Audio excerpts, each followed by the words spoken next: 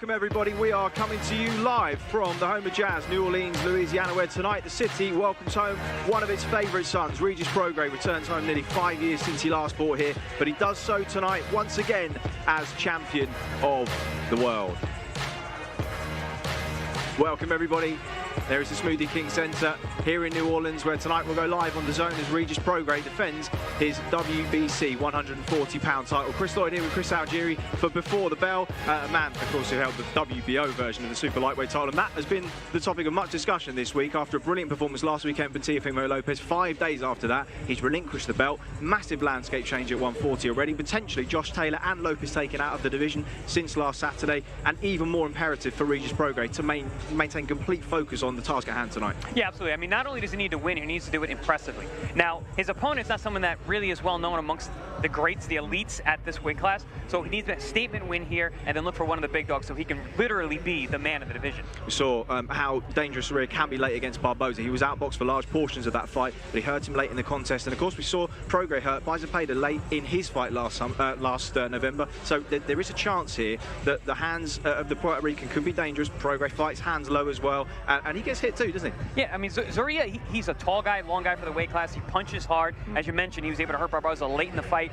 Prograis is there. He likes to get in the mix. He likes to do damage. So he's there to get hit at times. He does have good defense, but he gets hit clean from time to time. So there is a chance for Zorrilla to make the upset and to step in where Prograis wants to go. And some pressure with the homecoming. First time in 5 years since he beat Terry Flanagan here back in 2018. Lots on the line tonight in our main event. But let's take a look at what's coming before then here on Before the Bell. There is the Smoothie King Centre, and this is what's coming up. We've got three really good young prospects for you in reverse order. There at the bottom, Christek Basildua from South Central LA under the guidance of Manny Robles will be kicking things off. A 6'1" super lightweight southpaw. Well, he's actually a 135-pounder, but in against Elroy Fruto from Surrey in British Columbia. Then Aaron Aponte, he has been match tough, and we're talking about him later too. Against Xavier Madrid, 4-2, but do not let that record fool you. The guy can fight. That is going to be a great fight. Second up on the card. And then the captain, Ginny Fuchs, the Olympic captain from 2016, World Championship bronze medalist from 2018, against India Rodriguez. She pushed Mio Yoshida, former world champion, really hard 8 weeks ago to a majority draw, and she is in her hometown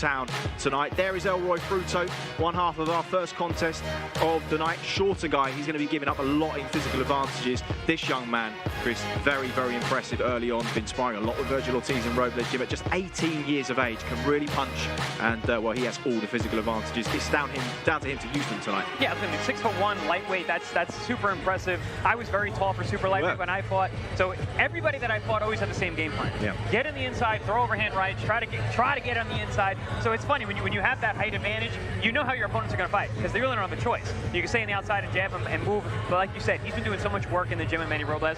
He wouldn't be there at this age, at this level, if he wasn't the goods. Yeah, chief sparring partner for Virgil Ortiz ahead of the Michael McKinson fight a few months ago, and at 18 years of age. A lot of promise, the young man. Second on the card, Aaron Aponte, somebody that you know well.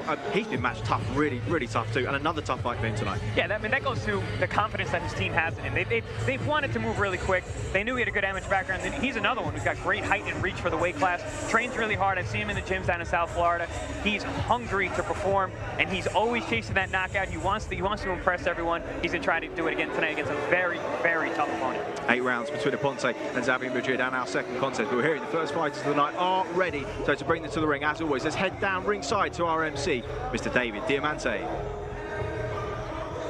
Ladies and gentlemen, good evening and welcome to the Smoothie King Center here in the beautiful city of New Orleans, Louisiana, USA. We are live on DAZN for a big night of World Championship professional boxing. We begin tonight with a 4-round lightweight affair set to make his ring walk. Fighting out of Vancouver, please welcome the Filipino Firefly, Elroy Fruto.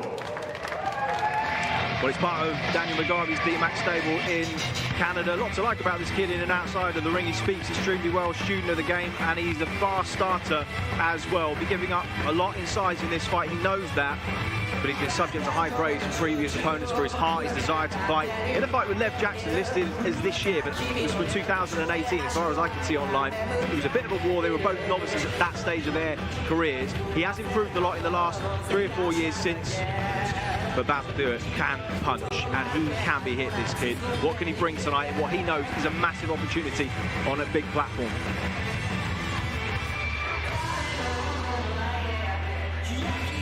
And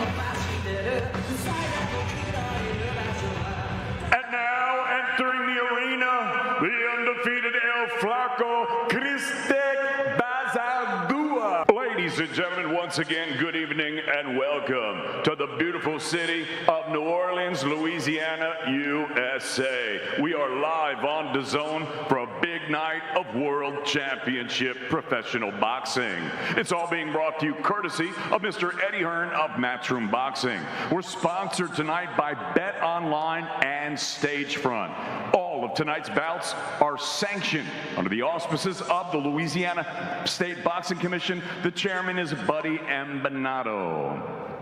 Introducing your three judges scoring our first contest from ringside. From Louisiana, Larry Berger. From Mississippi, Keith Hughes. And also from Louisiana, Keith Thibodeau. At the sound of the bell, your third man in the ring from Louisiana, referee Terry Boudreau. And now, ladies and gentlemen, 4 rounds of boxing scheduled in the lightweight division. Introducing first, fighting out of the red corner, wearing the solid black trunks. He scaled 135.6 pounds. His professional record, 1 victory against 1 defeat. He's fighting out of Vancouver, British Columbia, Canada. Please welcome the Filipino Firefly, Elroy Fruto.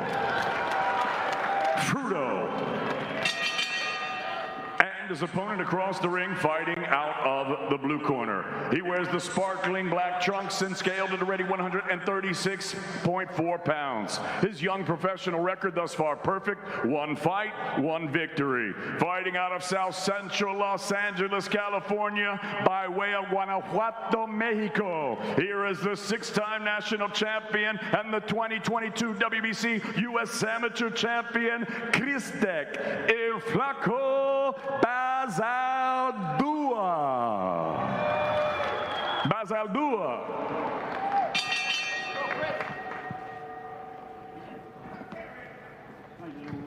Yesterday, I'm fresh this afternoon. All right, nothing behind here. Keep it clean on the belt. Have any questions, make sure we ask, okay? Keep it clean and follow my instructions at all times. Touch gloves? All right, here we go.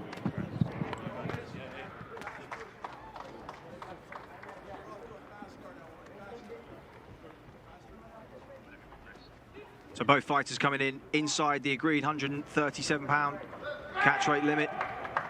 But as you'll see in just a moment's time, the huge height and reach disparity between them.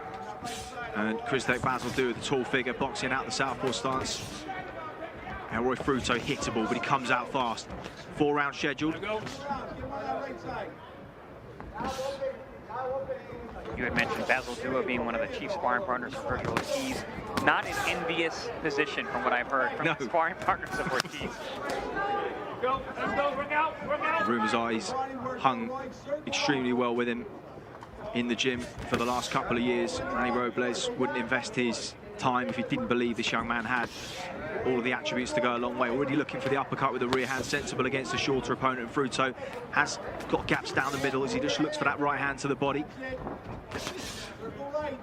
Fruto using some unorthodox head movement to try and get inside. I mentioned at the open that he's going to try and come in low, throw the overhand right. You want to change levels with a guy who's got that height and reach advantage the way that Cristek has.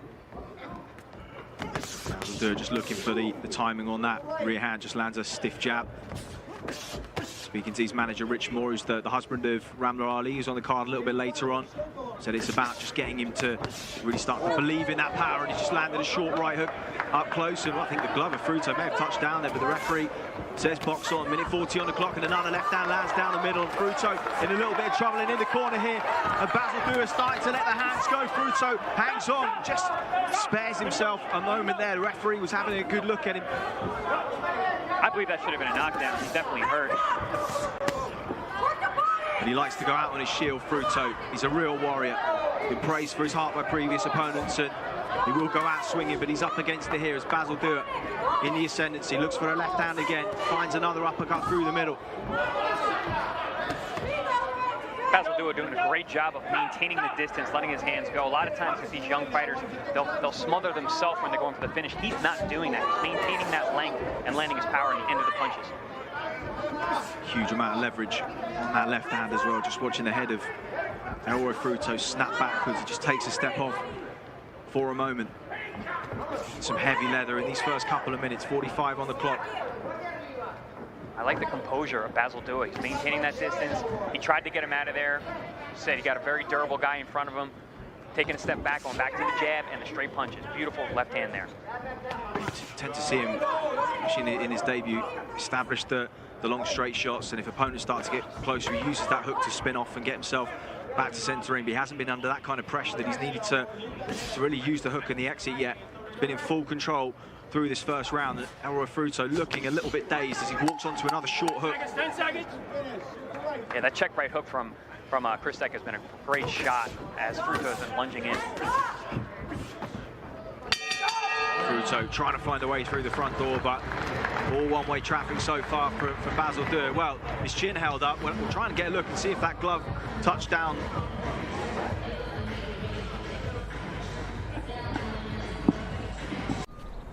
Welcome to AutoZone. What are you working on today? My car's starting kind of slow. Let's see. Just needs a charge. It's free. Are you sure it's free? Positive. We have a problem. The world is changing. War is coming. Well, it was bound to happen sooner or later. Ethan, listen to me. The world's coming after you. Stay out of my way.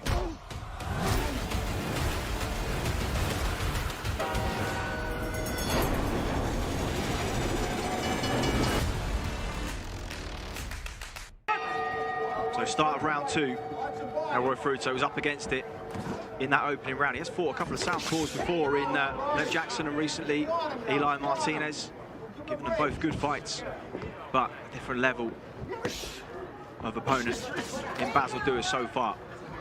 Yeah, watch out for that rear uppercut from Basel Dua. He's trying to time the rushing of Fruto as he comes in. He's coming in a low position, so trying to pick him up with that rear-handed left uppercut. It's a nice technique from Basel Dua. Yeah, he tries to rush with like a jab, right, jab, but unfortunately he's kind of starting those attacks a long way out and leaving himself open. Lovely 1-2 again from Basel Dua. Fruto holding the shots well so far. And there it is. That's that shot. Having a height and reach advantage is so helpful in a young man's career. You can maintain the distance. Every fight starts at range. Every round you go back to opposite corners. So that range is always going to play an important role. And Basel Dua is doing a great job of setting a line in the sand in front of him and throwing his power shots over it. Yeah, because it's important. You don't want to be giving up too much ground as the taller fighter too, because you can give these small guys momentum. That's what Fruto wants here, but he's not being allowed it at the moment. No, not at all. Basel Dua is great, doing a great job of hitting, taking a step back, making Fruto reach even more than he needs to because he's so much shorter, and then cracking him on the way in. Nice straight left hand to the body from Basel Dua. That's smart of him. Got a guy with an iron chin, took some big heavy leather in the first round, go down to the body, weaken him a little bit. He's a good friend of Diego Pacheco's, headlining in Monterrey, Mexico, July 7th on DAZN against Manuel Gallegos. And, well, hearing that the plan could be provisionally for Basel Dua, if he gets through this fight unscathed, he could be on that undercard. That's a lovely shot, just sinking it into the body. Credit to Fruto, he's taken these well so far. Plenty of leverage behind them.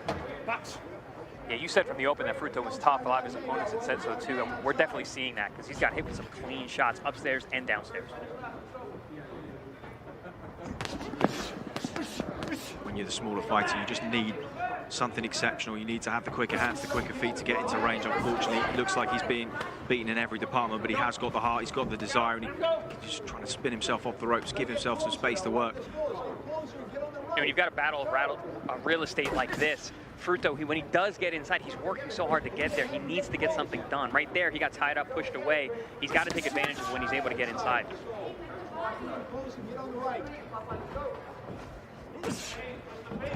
Basel Dua so far winning the range war as we tick down the seconds in round number 2. Just looking for that jab again. Misses the double and the left hand. Fruto just can't get close enough. Just a slapping left hand off the right elbow. target practice for Kristec Bazaldua so far. Deep breath from Elroy Fruto.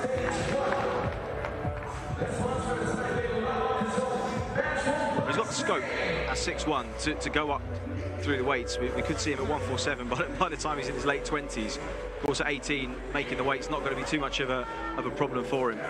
Yeah, he's got some huge physical advantages over almost everyone else in the division at this point. If you notice, those two really nice body shots in round number 2. Round 1 was all head from Bazaldua. Second round, he went back to the corner, probably got a little information in there, said go down to the body. He did it perfectly. I love seeing a guy execute different things as the fight wears on, especially for a young fighter like Bazaldua.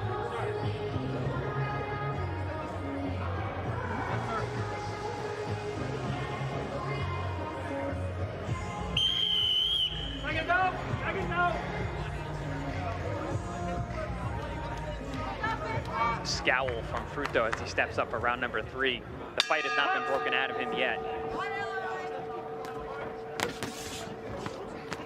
Fruto just getting a little bit close for the first time in the contest, just managing to get past that. That rear hand of Bazaldua, a little bit of success for him, something to hang on to. It's smart of him to go down to the body from Fruto there. Landed 2 good body shots with both hands. There, he tried it again, but he got smothered. Just the lower he stays as he comes in, the more he makes Bazaldua punch down, the more likely he is to land something over the top. It's getting there first, isn't it? Yeah, a lot of times with the shorter fighters, as they move their head, the taller fighters' hands will start to creep down to follow the head, and it leaves openings for overhand shots.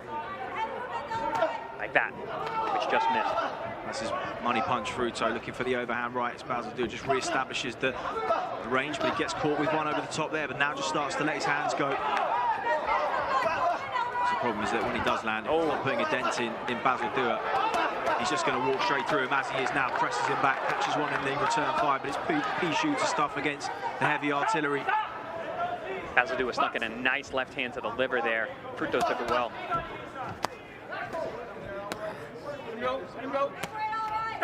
Stop!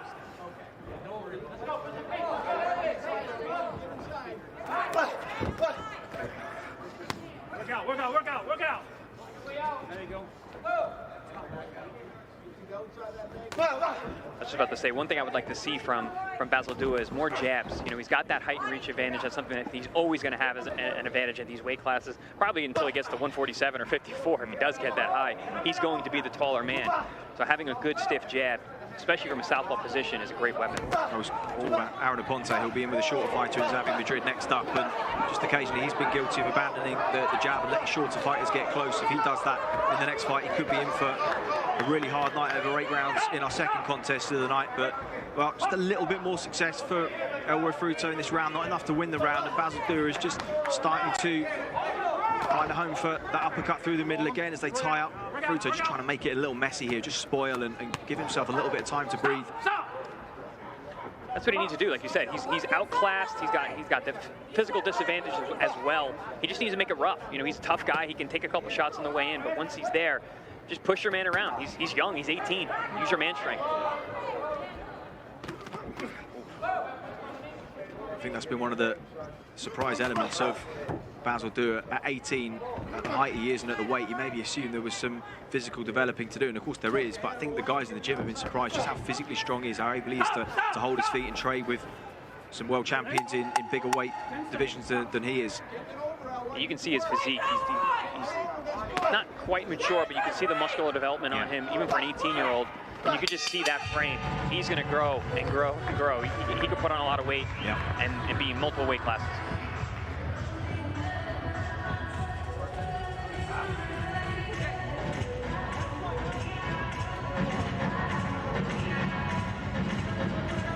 He's a real warrior, isn't he? Yeah. The last 2 rounds in between corners, he's been scowling at his coach, like, let's go, get me back out there. He's going to have to give it all in this 4th and final round. Landed plenty clean. Bazaldua hasn't really managed to shift his man so far, but he's been in full control through 3. Another box tick for him. He gets through the next 3 minutes unscathed, and speaking to Eddie Hearn a little bit later on about the plans for him this year. He was on a long-term deal. They're going to try and box him as regularly and often as they can, build his fan base in Mexico as well. Ladies and gentlemen, this is the 4th and final round.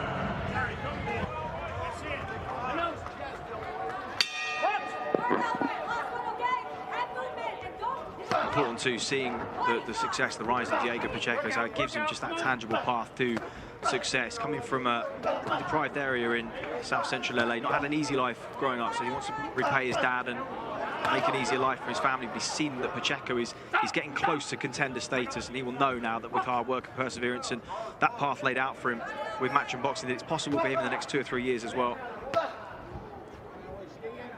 Early stages for him. That's put a foot wrong so far. Nice right hand by Fruto.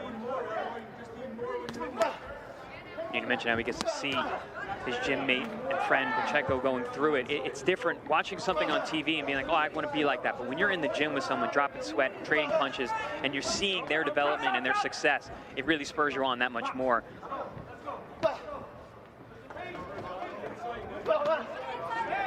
Jab again, just finding the left uppercut off the jab. Short right hook on the inside. Fruto just steps off for a moment. You know, and this is where, when you have a good jab, it can really help in a fight like this, because it's the punch you don't see that hurts you the most. That jab can be that blinder that makes you, that lands that good shot that puts the man away. He doesn't really have that right now. Do you like to see a few more feints from him as well, just to try and set that shot up and disguise? He's putting a lot into a lot of his shots. With a guy like Fruto, feints may not be that effective because they're not really reacting anyway. He's just fighting. some guys are so raw that they don't really react to feints the way that a seasoned fighter might. So I would just love to see a jab upstairs, downstairs, set things up. When you have a height and reach like that, why not? But that comes with time, and it's good that he's getting rounds in.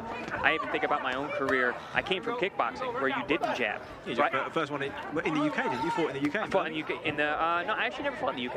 I fought in Canada. Yeah, there's a missed list. There's something on BoxRec then. Yeah, that's. Fought in the UK. I never fought that guy. Oh. Yeah, that's incorrect. It's weird, isn't it? Yeah. BoxRec's not really reliable for anything besides pro boxing. But in my early kickboxing days, I gave up my height completely, and I fought like I did in kickboxing. I was very aggressive. I threw a lot of combinations. I had to learn to jab, and it took a bunch of fights and many rounds until it fell into play. And I think Basil Dua is kind of going through that too.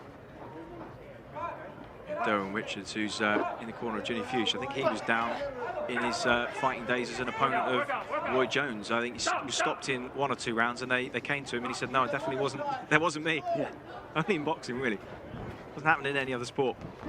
Oh, nice uppercut there as Fruto looked for the right hand, just got caught up the middle inside of it. 15 seconds to go in this final round as Basil Dua just tries to let the hands go again. Fruto just intent on tying him up, trying to work on the inside.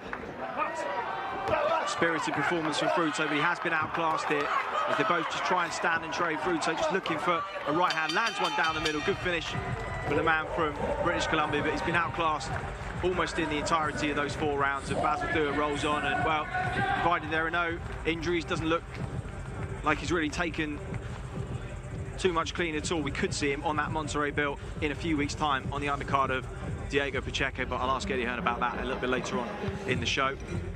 Fruto walked back to his corner like he had some more rounds in him.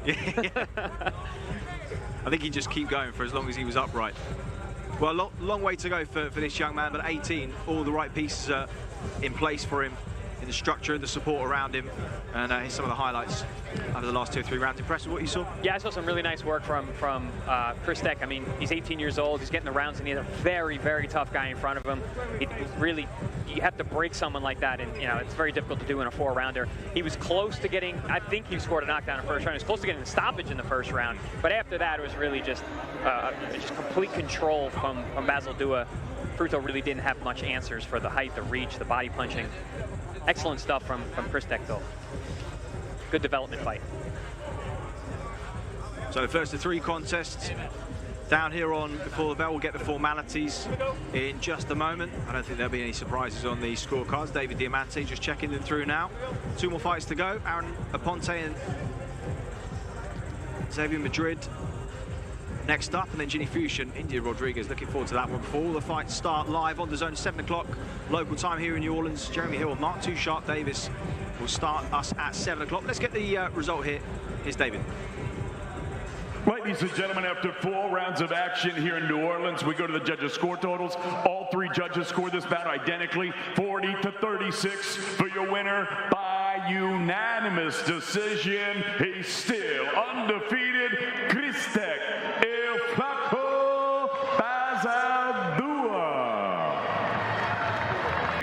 the long 1-2s down the middle. This is where he had Fruto hurt in the beginning of round number 1. Thought he was going to go here. Yeah, it was very close. The ref was definitely looking real hard at it. And then from there, it was all Basildua. I mean, keeping range beautifully. He switched his attack down to the body, which I thought was very, very smart in round number 2, trying to take some of that fire out of Fruto. But Fruto just would not be denied. He's a tough guy. He stayed in there. Couldn't muster up much offense, but definitely showed his heart and his will. That uppercut, when you're throwing it against an opponent, shorter opponent coming in, you kind of throw it low, so if you miss the head, you catch the body? Yeah, absolutely. That's a great technique against a shorter guy. You just got to make sure you time it well, because you don't want to get hit with those overhand shots, which the shorter guys are always looking for. But Basildua did it perfectly. His timing was excellent. Got hit with very few of those right hands, which I like to see defense in a young fighter, because that's really where it's going to take you to the highest level. Yeah, good toolkit for an 18-year-old kid, but lots to go. And the plan is to move him busy over the next few weeks. Next up, Aaron Aponte and Xavier Madrid in an 8-rounder. This one at 140 pounds. Aaron Aponte, somebody you know well, been moved and matched extremely tough. Had a really tough fight against Fernando Molina a couple of fights ago. Was hurt badly in that fight. Scraped out of that with a draw. I guess psychologically, you want to match young fighters tough, but you don't want to match them too tough because you don't want people to lose their confidence early. How is he as a young fighter? I mean, he's in another tough fight tonight. Yeah, absolutely. But Aaron is a very confident guy, and his team's very confident around him. I wouldn't be so worried about breaking his spirit leading into having tough fights. I think for him, it's going to spur him on and be like, listen, I still got the win. I'm moving forward. Yeah, I fought a tough guy. I got a draw, but I got through it. So now I'm that much better. Let's have a look at the guys from the weigh-in yesterday. There is Xavier Madrid.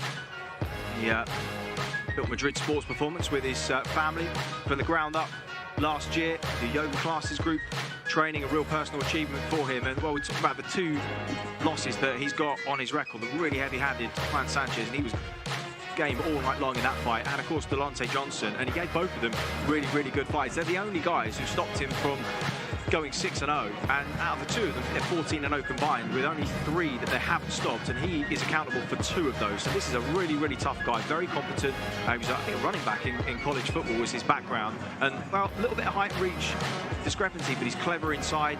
He's a good worker up close, smart, confident, looks in good condition.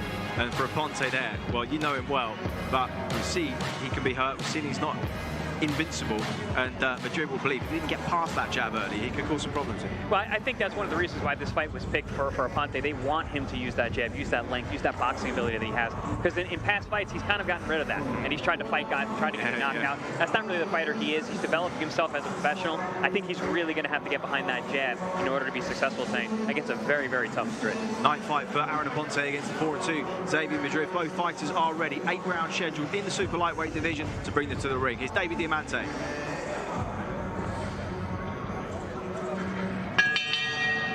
Ladies and gentlemen, from New Orleans, Louisiana, live on DAZN, we're now set to go with a special super lightweight attraction. Set to make his ring walk, please welcome Xavier, by any means, Madrid.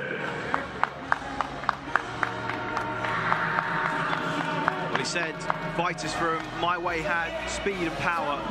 He said, I've been working on mine too, and there's real boxing history in Albuquerque. The Deputy Sheriff Bob Foster, one of the greatest light heavyweights in history. Johnny Tapia, of course, who lived through a life of the most unbelievable tragedy, but a 3-weight world champion, unified into an outstanding fighter himself. And Madrid understands the importance of that history, that lineage, and he is a good fighter himself. Compact, he's intelligent, has good shot selection, he moves well at the waist, and he's smart inside too, and a real dog. If Aponte can't hurt him early, or he can't hold him at bay, and this man gets close, he will be problematic without a doubt. He's boxed on big platforms before. He was on a top-ranked ESPN card last year and showed up against a very good prospect in Tiger Johnson. Not many have been given him a fight like that.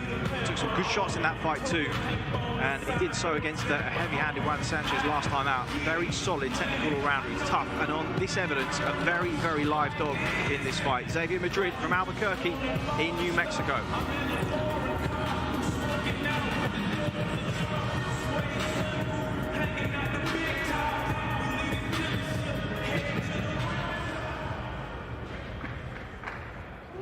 And now entering the arena, please welcome the undefeated Aaron, the Alien King Aponte. So fight number 9 for the 21-year-old super lightweight Aaron Aponte from Florida. Looking relaxed, and he's had some good experiences as a pro already. Boxed on Amanda Serrano's undercard at MSG and 2 of Canelo's undercards in Vegas and Miami. Unbeaten in 8, but as we discussed, and I'm sure he'll tell you how hard he's had to fight for it so far. That draw with another unbeaten prospect in Fernando Molina, the fight before last, that was on the Canelo Triple G3 undercard in Vegas in September, and he was hurt several times in that fight, down as well, but survived, shown an awful lot of heart to earn the draw. Had a hard fight with Leo Martinez in his 6th contest too, but he looked much better conditioned in his last fight against the 8-1 Joshua Rivera. Perhaps it was a wake-up call for him. Rivera jumped on him early, but he used that jab that you were talking about, Chris. When he gets behind that, when he uses his range and his attributes, a much better fighter. He's going to need to do that here tonight. Yeah, absolutely. When he slows the pace and uses his boxing ability and his physical advantages, he's a tough guy to beat.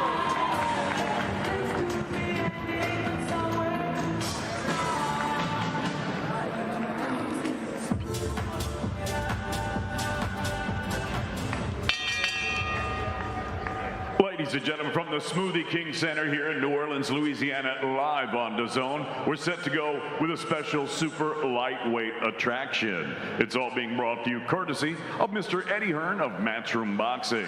We're sponsored by Bet Online and Stagefront. Introducing your 3 judges scoring this contest from ringside, all from the state of Louisiana. Larry Berger, Terry Boudreau, and Keith Thibodeau. And at the sound of the bell, your 3rd man in the ring from Mississippi, referee Keith Hughes. And now, ladies and gentlemen, 8 rounds of boxing scheduled in the super lightweight division. Introducing first, fighting out of the red corner, wearing the black trunks with the red trim. He scaled 138 1/2 pounds. His professional record, 4 victories against 2 defeats, 2 of his wins coming by way of knockout. He fights out of Albuquerque, New Mexico. Introducing Xavier, by any means, Madrid.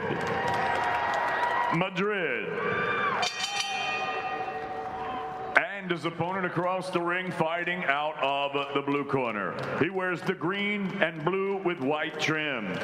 He scaled the super lightweight limit of 140 pounds bang on.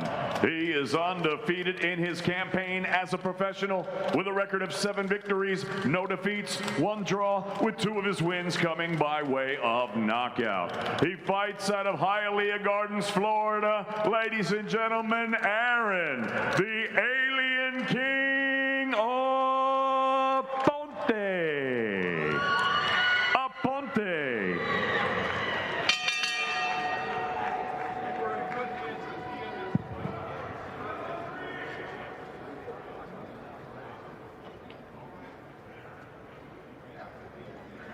Come on, fighter. All right, guys, you've already received your instructions in the dressing room. I'm going to remind you, listen to me at all times. Watch the holding and all your fouls. All right, guys, shake hands. Good luck to both of you. God bless. So our main eventer tonight in the super lightweight division, Regis Prograis defending his WBC super lightweight title at the top of the American tree. Aaron Aponte and Xavier Madrid, 2 super lightweights, hoping to build their careers. Another fight for them tonight. Aponte in the green and blue trunks trimmed with white. Madrid in the black and red with the yellow gloves. Already Aponte straight on that jab. He's learned the hard way the last 3 or 4 fights. They've been matching him tough. Xavier Madrid is exactly that. We've seen just how well he's hung with some very good prospects so far. Upset another one in November, a 6-0 prospect. He knocked out in 2. Heavy hands, he can punch, he can think, he's got great balance, a natural athlete. How many problems can he cause, the Alien King? Can he get in close? The left hook that landed there, that's what he was hurt a couple of times against Juan Sanchez. Clearly they've done their research already. He was caught by it early on a few occasions and he was dropped by it late, walked into it. Just in his pursuit of getting on the inside, and that right hand just drifting a little forwards. Already Aponte just trying to establish that range as he scoops the right hand into the body. Beautiful snappy jab there from Aponte. Aponte's been very precise already in round number 1. There's a nice right hand over the top as well. When you're long like that, you get that jab going, like you said, that right glove starts to move in on your opponent, opens you up for the left hook. Exactly what Aponte just did. Swinging hard, lands that left hook. Again, just trying to throw it off the jab that time and force Madrid back onto his heels. A little wild with that right hand, and Madrid just seizes the opportunity to try and get inside. Yeah, I think Madrid's still a little buzzed from that big shot, that big left hand from Aponte. Good body shot there from Aponte. Stuck it in right underneath the elbow. Yeah, when he was dropped in the later rounds by Sanchez, he wasn't hurt. He got up. Just that shot that he walked onto knocked him off balance, and he stepped straight on him. It doesn't take long to get going. Madrid. See that long reach of Aponte. Being very smart, keeping Madrid on the outside. He's got to be careful not to paw that jab. He's got to snap it. Stay sharp, stay sharp. There it is. Get to the body. Stop. No punches. Come on, guys. Stop. Both men looked very confident at the weigh-in yesterday. There you go. Good digs to the body from Aponte with both hands. Very smart with the smaller man. When he gets close, take him with those body shots. Make him think about keeping those elbows tucked in tight.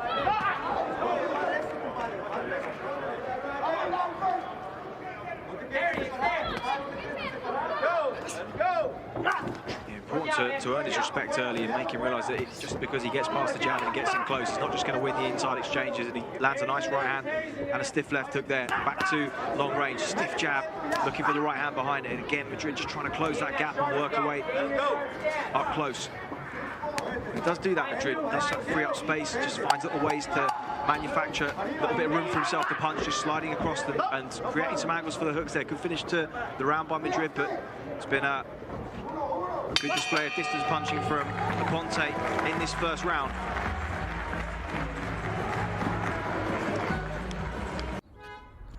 Welcome to AutoZone. What are you working on today? Picking up the Duralast brakes I ordered online this morning. You're all set? Whoa, that was easy. We have a problem. The world is changing. War is coming. Well, it was bound to happen sooner or later. Ethan, listen to me. The world's coming after you. Stay out of my way.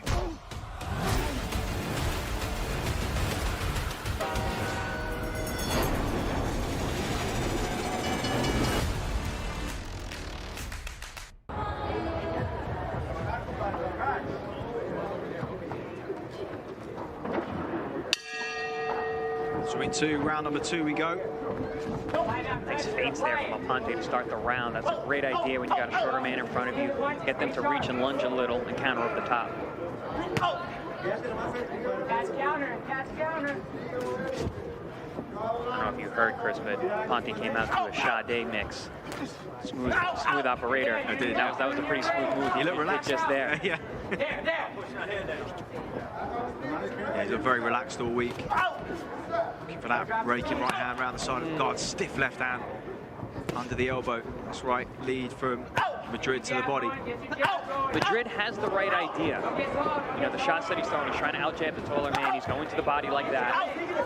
But Aponte's looking very, very sharp. He's getting punished on the way in right now. It's Madrid just with the right hand tied up, just trying to create a little bit of space. Lands a short left hook, and again, just trying to create the angle for his hooks to the body. Aponte made a mistake there. He had his man tied up, let the hand go, and now he's allowing Madrid to work on the inside. This is not where he wants to be.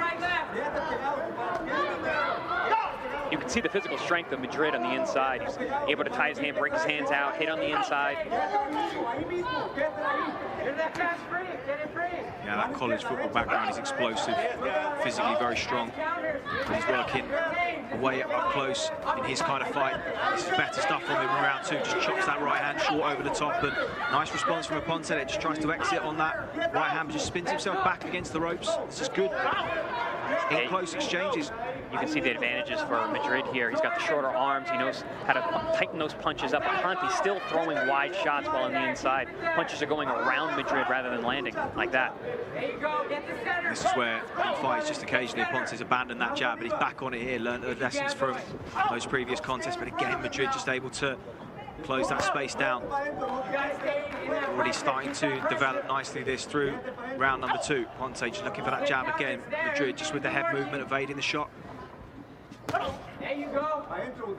I'd imagine we've already seen the story of this fight on the inside. Madrid is comfortable. He's finding a home for the shots. And on the outside, Aponte's in total control. Just who can force the fight, force their plan onto the opponent for a larger portion of this contest could have success. Scheduled for 8, remember. As again, Madrid just closes that gap. Aponte just trying to steer him towards the ropes. It's a good little physical wrestle here. This could be tiring as well. Oh, absolutely. Especially dealing with a physically strong guy like Madrid in front of you. He's locking you up. Low center of gravity too, not easy to move around. And he's had a good second round after a decent start from Aponte. Nice jab there from Aponte on the inside, and then step around. Nice job, nice job. Now he needs to step out, control the center, get back to the jab. The right hand long, just getting a little untidy towards the end of round 2. Good fight developing here, and Madrid will now know he can get close and have success. And there is the main man, Eddie Hearn, the busiest man in boxing. We're traveling to New York next week for Edgar Berlanga's matchroom debut as well. Obviously, Regis Prograis tonight, 2 of his latest signings.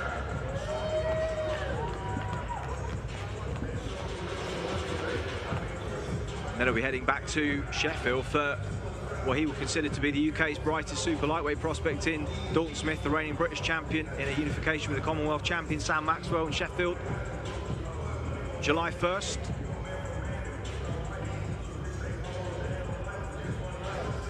Dalton Smith was in Manny Robles' gym a few weeks ago, sparring with Christophe Basildur, for those of you that have joined us from the start of the broadcast.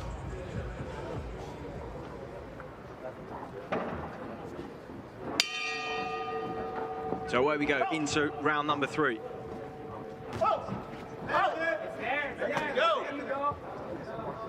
Madrid forcing himself forwards, and again they lock up and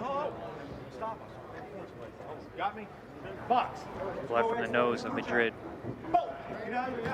The referee wants them to work if they're in close, doesn't want them to be wrestling too much. He wants to see the hands free.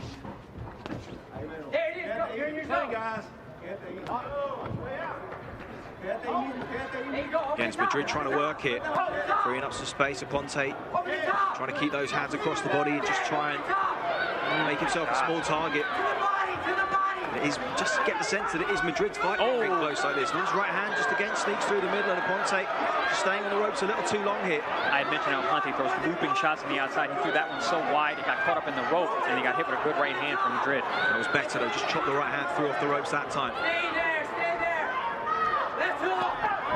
Madrid's corner saying stay there, try and keep him pressed onto the ropes, but Aponte gets back almost to centre ring, just pushes himself some space, slings that long right hand in. Just missed with that right hand over the top. And just loading up a little bit on the big shots there. He's also not snapping that jab like he was in round number 1, which is what kept Madrid at bay. Now he's starting to fall with it. Madrid is finding ways to go over and under it to get inside. Nice little slip left hook, nice to the body there. Good back and forth action with 1.5 minutes gone in round number 3. This is kind of the story of Aponte's career, right? Yeah, it starts out the first round, looks spectacular, and then a fight breaks out.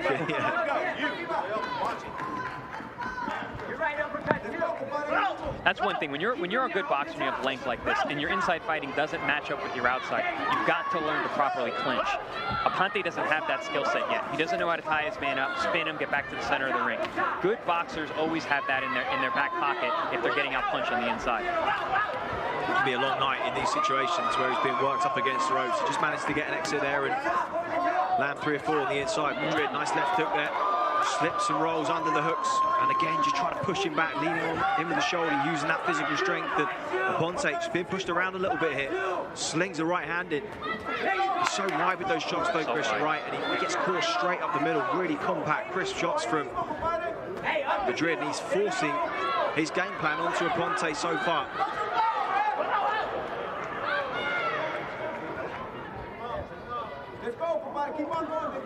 That's one thing about Aponte. I believe his power is a little bit underrated based on his record. I think he wastes a lot of energy doing this. Until in the first round, you saw he had power. He hurt Madrid, but we haven't seen that same strength. I think a lot of it is sapping his energy by wrestling like this on the inside. Also missing those wide punches doesn't help. It's Aponte's mum and his sister watching ringside.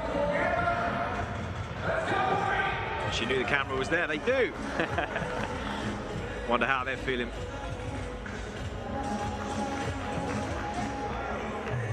Here we see some of that inside work from Madrid. When he's on the inside, he's in control. He's able to throw the shorter, tighter, harder punches. There we saw a nice dig to the body from Aponte, and then a counter right hand from Madrid. And again, it's the wide punches on the inside of Aponte that are getting him in a world of trouble. Yeah.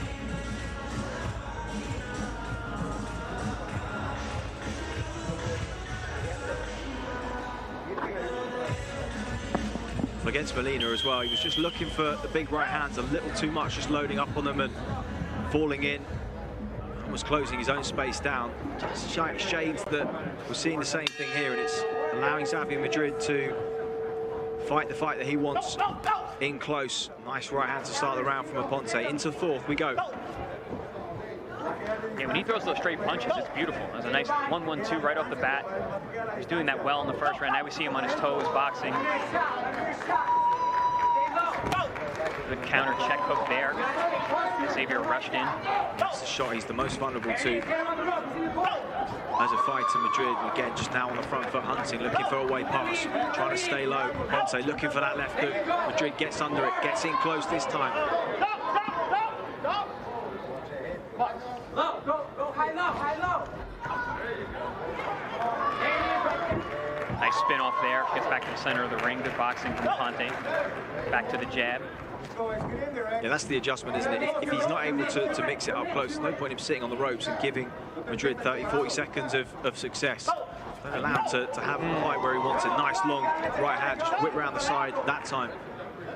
At that distance, the looping shots are actually effective. You're catching a guy in the end of the shots, which is a good weapon for a tall, long guy like Aponte. It's on the inside where that's not going to pay off at all.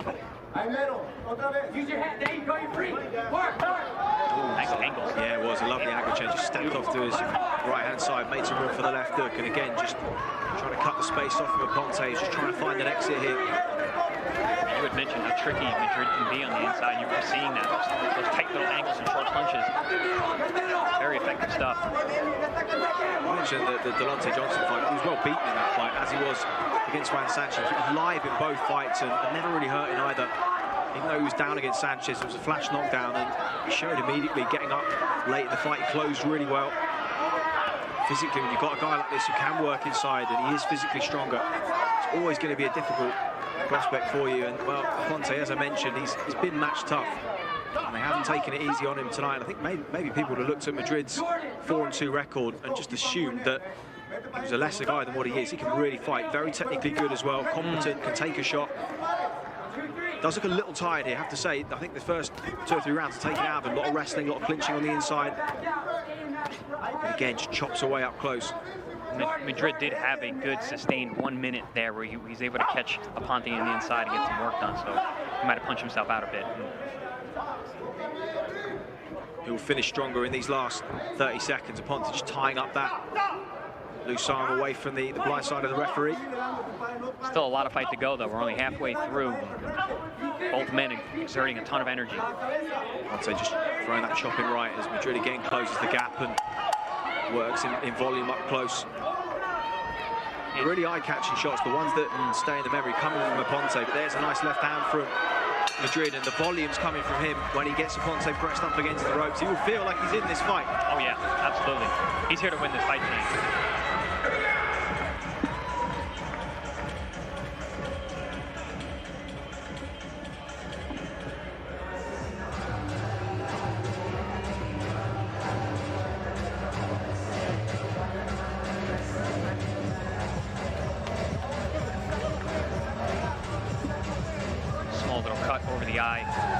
Yeah, nothing too bad to worry about there.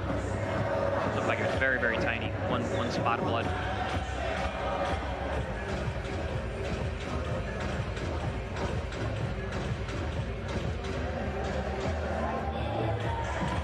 I have to say, though, the accumulation of all of these tough experiences, these difficult rounds, they serve you so much better as a young fighter in the next 4 or 5 years than if you just have knockovers again and again and again that you learn nothing from. Guys like him learn you huge amount in 3 or 4 rounds, and he's had 3 or 4 of these fights now. Pontes is back on that long, stiff jab. Madrid, short left hook as he closed the distance there. That's a good shot. Nice response to the body there from Ponte. But still, very, very wide on the inside. He could just shorten those shots up. He could be a real complete fighter. He'd be very dangerous with a Ponte. Just trying to lever himself a little bit of space there. But again, Madrid just steps forward, steps on him, chops that right round the side, and then that left hook up the middle, rolls under the hooks. Nice choppy shots from Madrid on the inside. Just consistent with them as well. Yeah, it's nothing pretty. It's just he gets it done. It's effective. He's on the inside, cuts those little angles here and there. Crafty little work from Madrid. See, Ponte made a mistake there. He made distance by pushing his man off and then allowed him to walk right back in without throwing the jab. Make that distance, create that range, and keep it.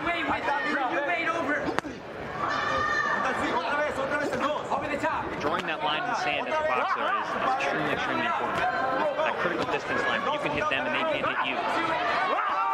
Good work up the inside from Ponte. Madrid, though, stays on him. He's working away. Nice 2-punch combination there for Ponte. And that's another thing. When you got these exchanges like that, Ponte doesn't look comfortable. He has a way of looking a little laboured, doesn't he? Yeah. A little tired in fights. That's exactly what I mean. The judges see that. The perception of who's winning the fight can be won or lost by someone's body language. Yeah, Madrid's work is economical, it's short, it's sharp, but every punch looks the same. It looks like it's thrown with the same technique of Ponte. See that left hook slams in there, but when those miss, it kind of spins him off balance. He looks a little bit... I think Ponte's doing the finer work. He's landing the better punches, but the body language is definitely in favor of Madrid. Yeah.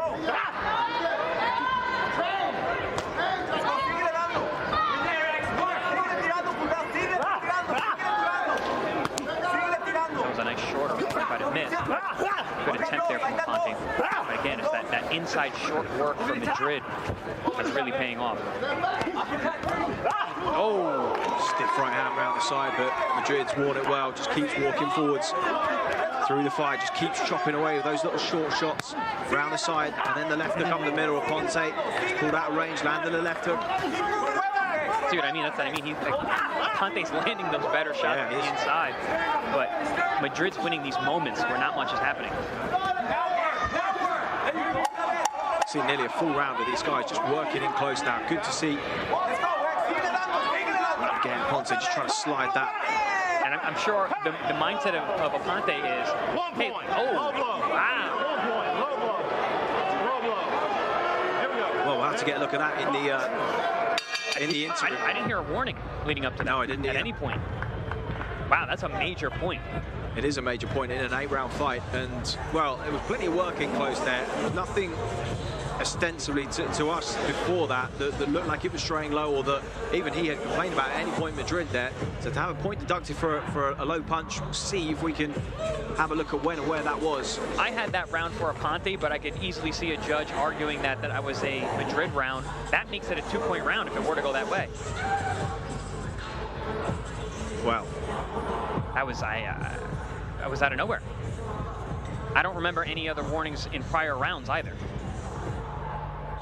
Well, I have to say, in the Fernando Molina fight, he was a little fortunate to have a knockdown scored in his favor early in the contest that I think on review was a slip, and really it was probably the point that ended up saving him, and a defeat actually ended up being a draw. Could this be crucial against his favor?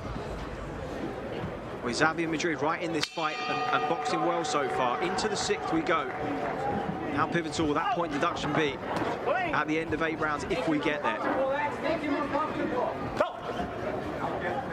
Imagine how something like that just changes the narrative of a fight that was already pretty compelling. 2 guys with opposite game plans, both trying to impose one a long-range plan and another up close. But I have to say, in that previous round, despite the point deduction, Ponte much better in close, finding the shots that he wanted to find, getting some decent leverage on the hooks as well. But Madrid still pressing forward, just eats a jab as he tries to step into range. Just that head movement and that movement at the waist a little slower now. I mean, Aponte should be well ahead, but there's still a lot of fight left. We've got 3 scoreable rounds left, and it's been competitive. Now, these aren't complete gimme rounds to go to Aponte. Madrid's been in there, other than the first round, which was... Oh, a lovely right hand off the jab that time. He slips the second, but he eats the third. And the fourth. This is really good work from Aponte. How hurt is Madrid here? Again, just piles forward. Great chin. Those are big shots. Madrid is a very, very tough guy. Good chin. Yeah, at the end of right at the end of the punch as well. But the consistency of the punches landed by Aponte, that can break a guy down even if he has a great chin.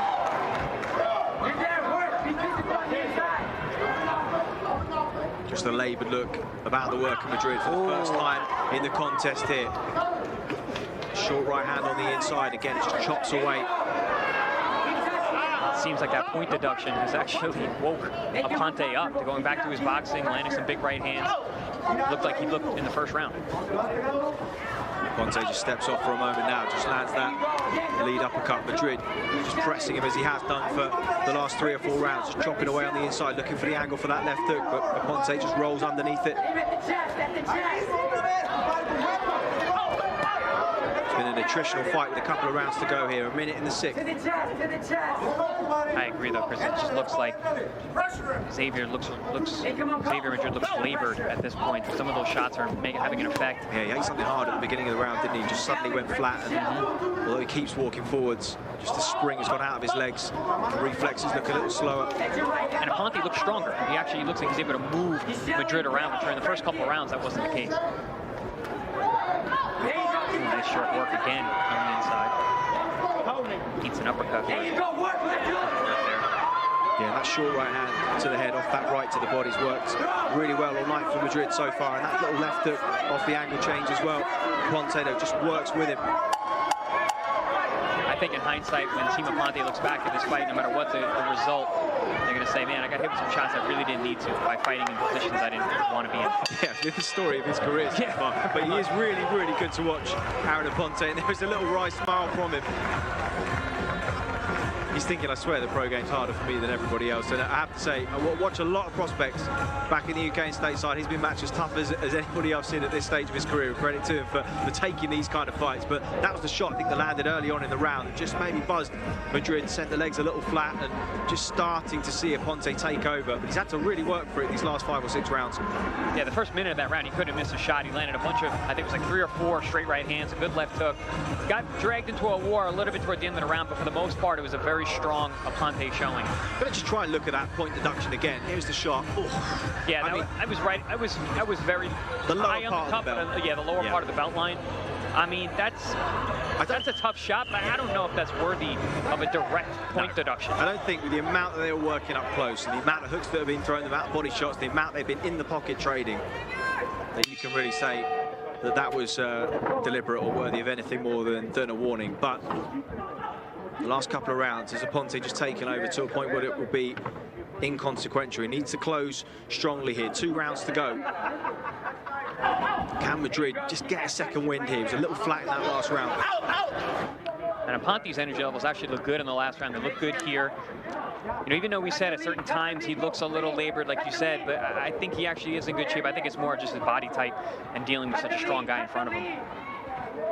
But when he gets on those toes and moves, he looks very fresh. Just looking for that check hook on the exit. Just walked into a left hook from Madrid. Again, just manages to pin him here. This is where he wants to have this fight. This is where he needs it. These next couple of rounds, or the majority of it. Aponte just trying to stiff arm in there. Just lever himself a little bit of space to uncoil those long levers. I like the punch variety from Madrid. He picks his punches really well on the inside. He's very high accuracy when he is in there. Cuts those little angles. Over the top. Good two-fisted attack on the inside. See, but Aponte stays on the ropes. He had an opportunity there to step around his man, and he didn't take it.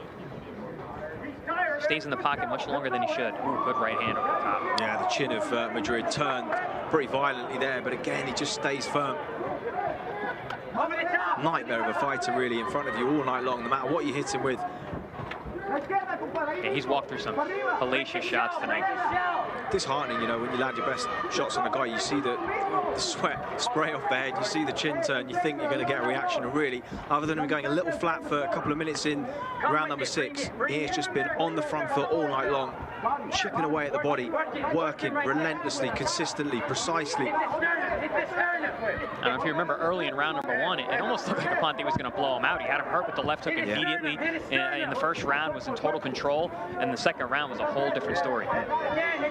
Madrid willed himself back into the fight with exchanges just like this, putting his head on his chest and just letting both hands fly. Aponte just working well off the ropes here, but again, Madrid just trying to push him away, just take away his leverage, but Aponte just finding better shots in close at this stage. Just over 30 seconds to go in round number 7.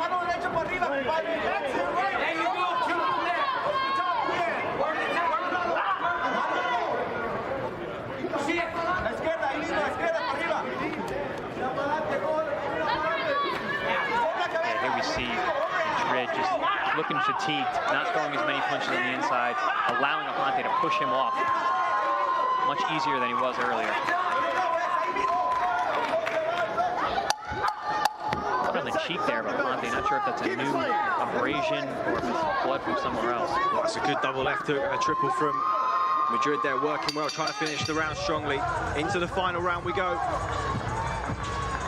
I think Madrid actually is cut over the eye.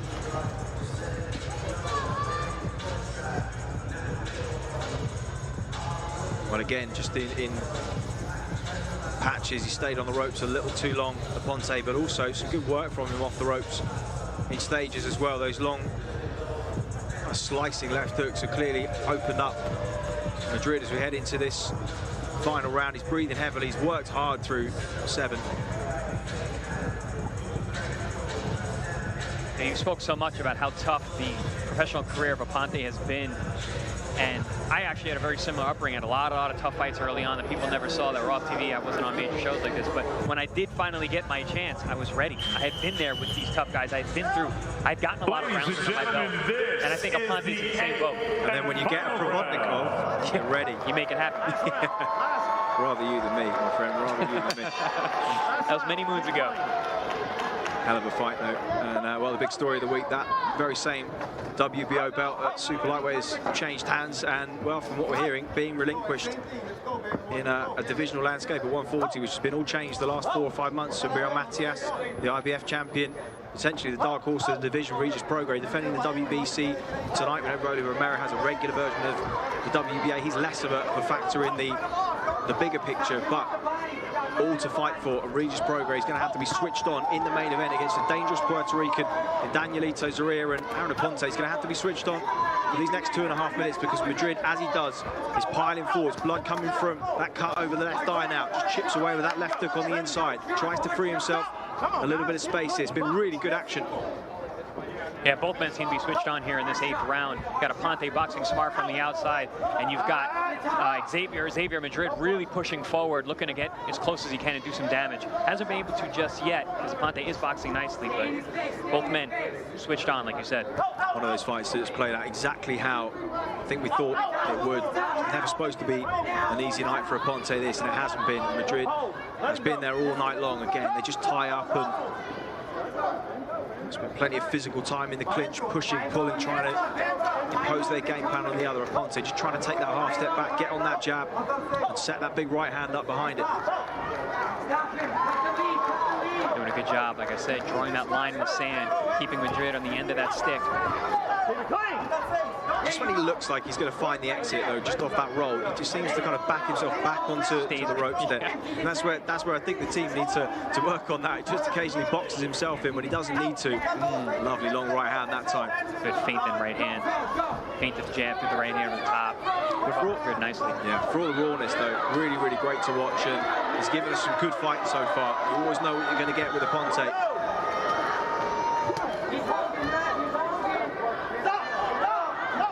Kind of exciting with a fighter like this who's got stuff to work on when you watch them improve little things fight by fight, and you didn't see the bigger picture come together over 8, 9, 10 fights. Be interesting to see where he is in a couple of years' time as, again, Madrid stays on him. Relentless work rate. Oh, good Big to the body there from Ponte on the inside. Try and stem the flow of Madrid, but it did not stop him. He's still staying there, beating that drum.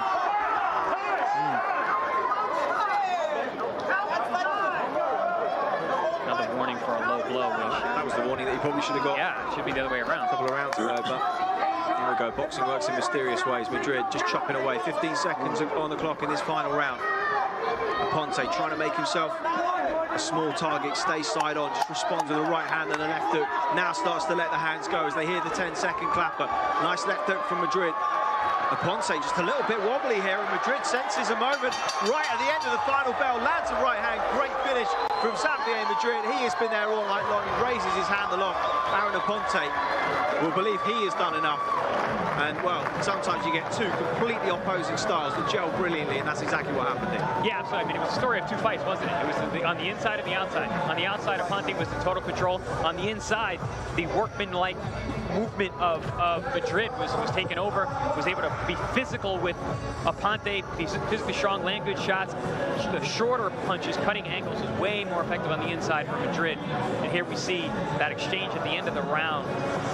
Yeah, so much success on the inside, just that little short left hand to the inside, that right hand round the side, and then the right chopping over the top of the shoulder. And those little short cuts, those little angles that he cuts, which just creates a new position. Yeah, for able to land the left hook and the right hand again. Yeah, very, very good fighter at Madrid. Came to the game late, hasn't got loads of miles on the clock. It's one of the toughest 4-2 guys you're ever going to meet. Well, unbelievable. And even if he goes 4-3, I think a lot of people will be hustled by him. If they see the record and take a fight with him, they might not know what they're in for. Always watch the fights, folks. Don't just look at the record. I've always said this, and he is an absolutely archetypal example of that. And well, we'll see what the scorecards are saying.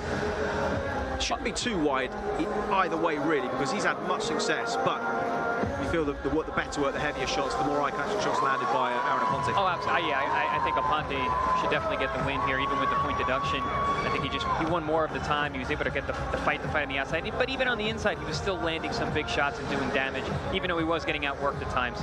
I think for the most part, he was ahead in the rounds. Just feel he needs to work on that inside game. He needs to work on his smart clinching. He needs to work on getting off those ropes, cutting those angles. He could actually take a page out of the book of Madrid here. Maybe they should do a little bit of sparring. Yeah, right. They should work together. Hire him for camp. Yeah, all smiles. Had a really good year, as I mentioned, opening Madrid sports performance in Albuquerque. Something that they built from the ground up with his family. Huge achievement in of itself, and well, what a fighter he is on the circuit. Hopefully he gets more work, because that was a brilliant performance, clearly in brilliant condition as well. Just waiting for the scorecards. I'd say both men were in great shape. It was a high action fight, high volume, a lot of contact. David Diamante has the scorecards, so let's head ringside and hear what the result is.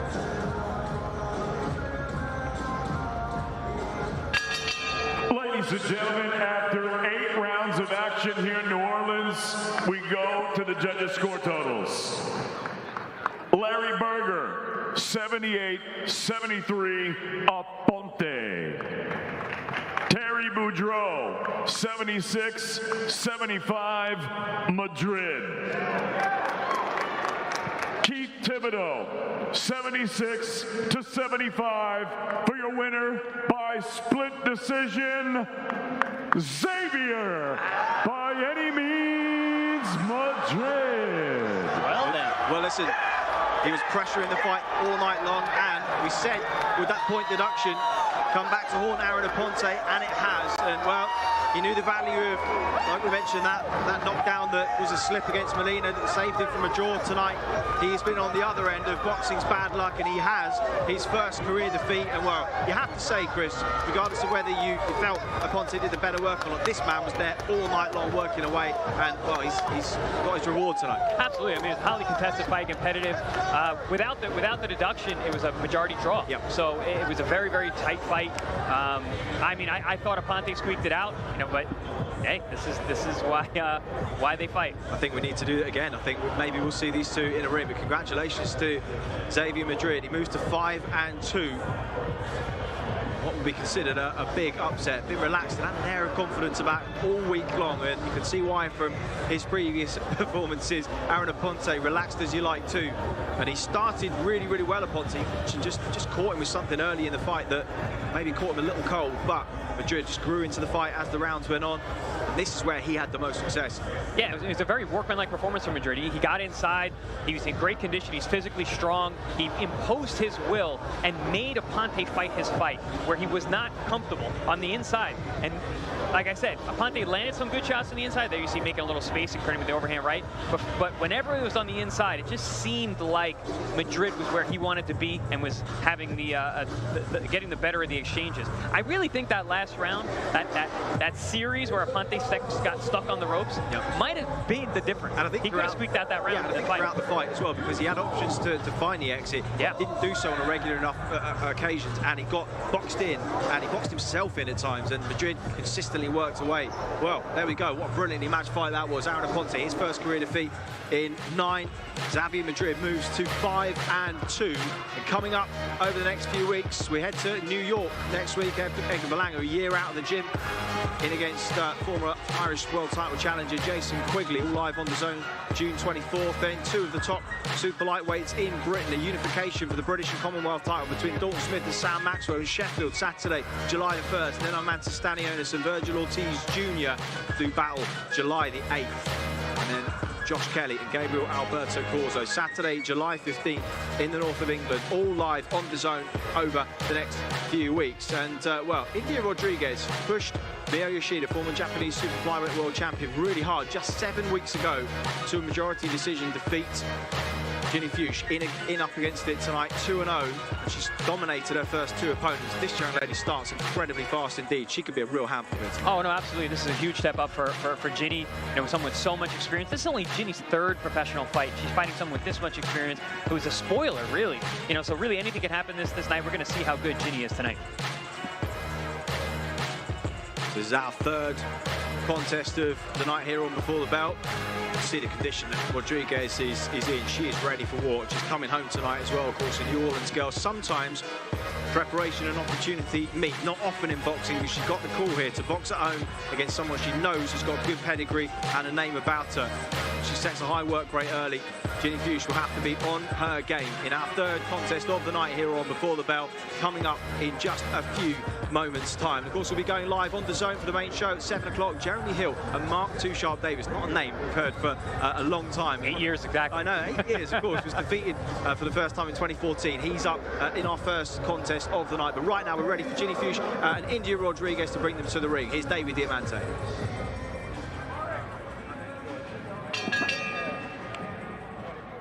Ladies and gentlemen, from the Smoothie King Center here in New Orleans, Louisiana, USA, live on DAZN. We're now set to go with a special super flyweight attraction.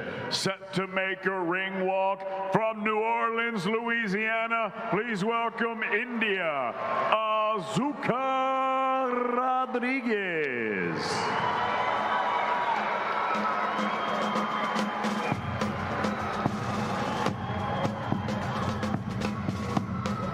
She is. What an opportunity this is for the New Orleans girl, India Rodriguez, formerly India Smith, of course, and I mentioned just 7 weeks ago that majority draw over 8 rounds against the Japanese former super flyweight world champion Mio Yoshida. She started fast, stayed on her, fought with her, and on the wrong side of a very, very close decision.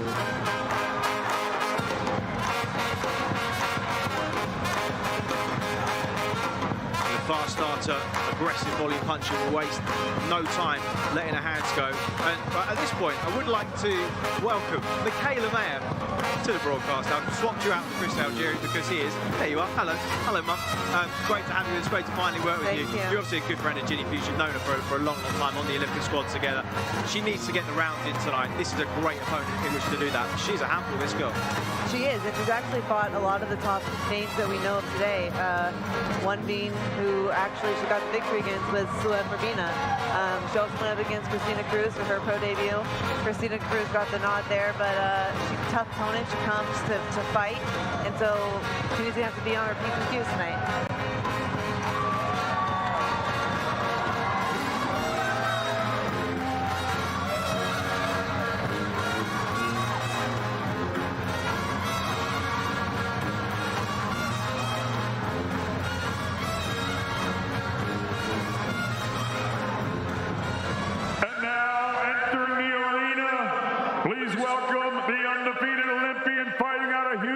Texas, Captain Ginny Fuchs. Of course, she was the captain of that US Olympic team that you were part of all the way back in 2016. It feel like a long journey, but the time goes fast and slow too, because you've all come a long way since then. You were part of that all-women's boxing card as well. I know it was a seminal moment for all of you. She's come a long way personally too, hasn't she, Ginny? She's come a really long way. You know, I turned pro at the 2016 Olympics. Ginny was very close to qualifying. She had won Olympic trials, but she didn't qualify overseas, and so she felt she owed it to herself to try one more quad and make that Olympic team, which she's always dreamed of doing. So she stuck around, went to 2021 Olympics, and got a late start into the pros, but she knows she has to be on the fast track. She's ready for the big fights, and she wants to prove that tonight. Of course, had many really good fights with Marlon Esparza in the amateurs, beat her twice in those Olympic trials. Esparza, of course, world champion, and someone that she is chasing in the pros. She's going to need to prove that she's got what it takes over a slightly longer distance here tonight in order to step once more closer to that ambition. 8 scheduled in our third contest here on Before the Bell.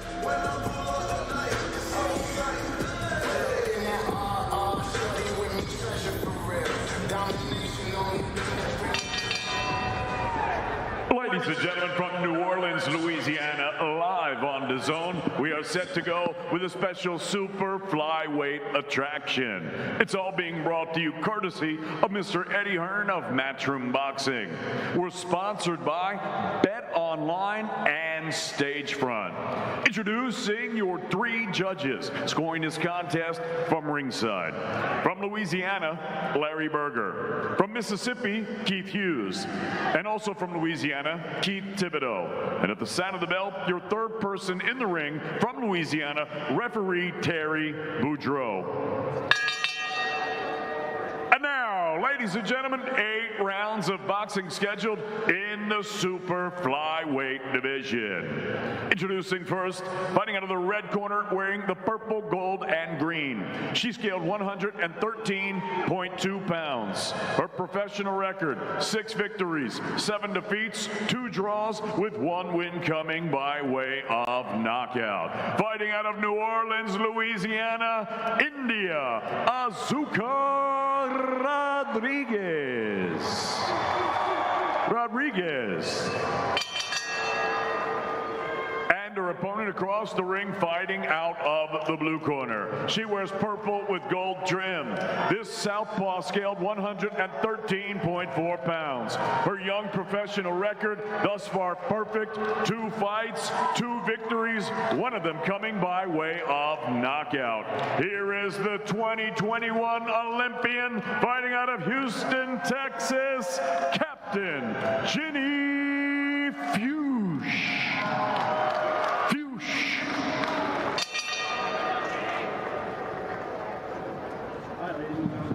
Yesterday, make sure you follow my instruction commands at all times. Touch gloves. Let's go. You see the height difference there. Ginny Fuchs, 5'4". India Rodriguez, only 5 feet tall, but she starts fast. 8 rounds scheduled at the 115-pound limit.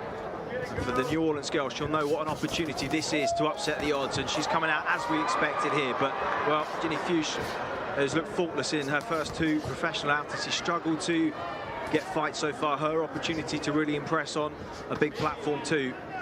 And I just wonder, Michaela, looking back at the Yoshida fight, Yoshida a little slower as she approaches her mid-30s and holding her feet more. Ginny's got brilliant feet, cuts brilliant angles, is sharp as well. And as this fight wears on, could that be the difference between them? Definitely. She's also a southpaw, you know, and I think that if Rodriguez studied the tape, she knows that she can't stand outside and box someone like Ginny. Ginny has a really sharp jab. She's really good with her timing, really good with that space. And so her only bet is to pressure Ginny, and she's smart. She's coming out right off the bat, coming right at her with big combinations and trying to smother her punches. What she can't do is pull straight out and let Ginny catch her at the end of her shots. Already, just that early frantic pace has just settled a little bit as the first minute just ticks over. Fuchs just stepping around. Rodriguez looking for that left hand. Rodriguez is leading with that right hand. I spoke to Christina Cruz earlier this week because she fought her in her pro debut, and she did say that she leads with a lot with Rodriguez would lead a lot with that right hand, and that's a smart thing to do against someone like Jenny Fuchs, who is a southpaw. That's the kind of tactic you want to have. You want to lead with that right hand, so Jenny has to make sure to not get caught with that and stay circling. Just take a little half step back, then just take the space away from her and counter well with the jab and the left hand. I think the key here for Ginny is to not headhunt. She's still only in her early stages of being a pro, and there's a lot of things in the amateurs that you kind of got to get away from in the pros. You don't want to headhunt. It's not all about straight shots and scoring and snapping the head back. You really want to start to invest in the body, and so that's what I kind of want to see her doing in this fight, especially with someone like Rodriguez who's a lot shorter and is ducking and trying to get under her shots. Ginny needs to aim low and dig to the body.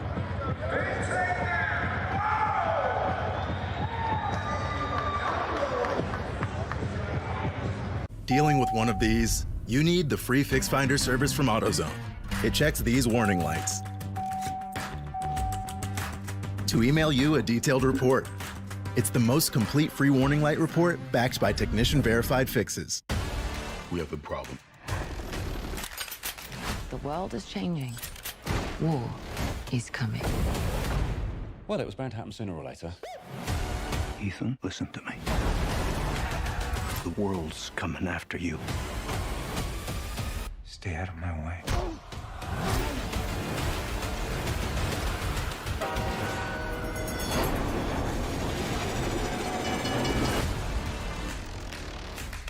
Her heart.